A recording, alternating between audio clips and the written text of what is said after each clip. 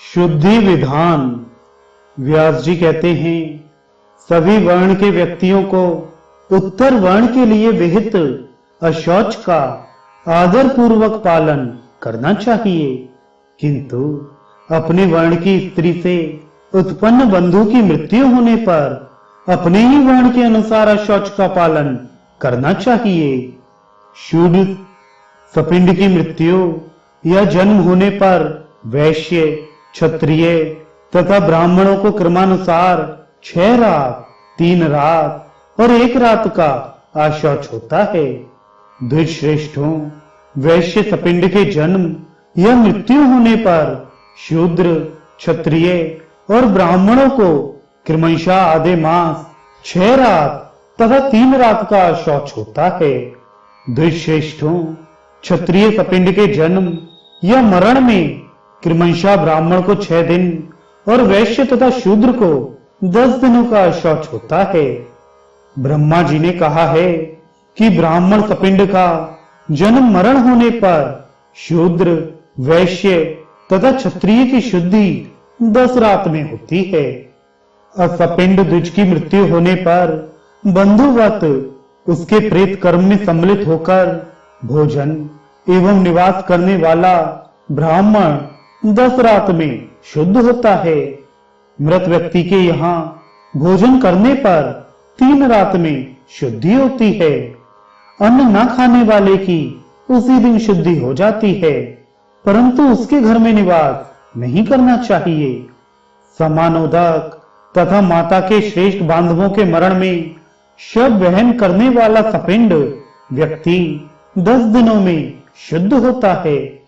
यदि कोई व्यक्ति लोभ के वशीभूत हो शव को ढोता है, तो वह यदि ब्राह्मण है तो 10 दिनों में, क्षत्रिय है तो 12 दिनों में, वैश्य है तो आधे मास में और शूद्र है तो 1 मास में शुद्ध होता है। अथवा सभी वर्ण के व्यक्ति 6 रात या 3 रात में शुद्ध हो जाते हैं। धनहीन अनाथ ब्राह्मण के शव का वहन आदि कर्म करने वाले ब्राह्मण आदि स्नान करके घृत का प्राशन करने से शुद्ध हो जाते हैं। इसलिए वश यदि हीन वर्ण के व्यक्ति उच्च वर्ण के शव का और उच्च वर्ण के व्यक्ति हीन वर्ण के शव का स्पर्श करते हैं, तो वे उस मृत वर्ण के निर्धारित अशौच नियम पालन से शुद्ध होते हैं। यदि ब्राह्मण अपनी इच्छा से मरे हुए द्विज का अनुगमन करता है, शव यात्रा में जाता है, तो वह वस्त्र सहित स्नान कर अग्नि का स्पर्श करके घृत का प्राशन करने से शुद्ध हो जाता है। द्विज के शव का अनुगमन करने पर क्षत्रिय की शुद्धि 1 दिन में, वैश्य की 2 दिन में, शूद्र की 3 दिनों में कही गई है। अशौच के दिन बीतने के बाद 100 बार प्राणायाम भी शुद्धि के लिए करना चाहिए। शूद्र के अस्थि संचय होने से पहले यदि ब्राह्मण उसके स्वजनों के साथ विलाप करता है, तो उसे 3 रात का शौच होता है।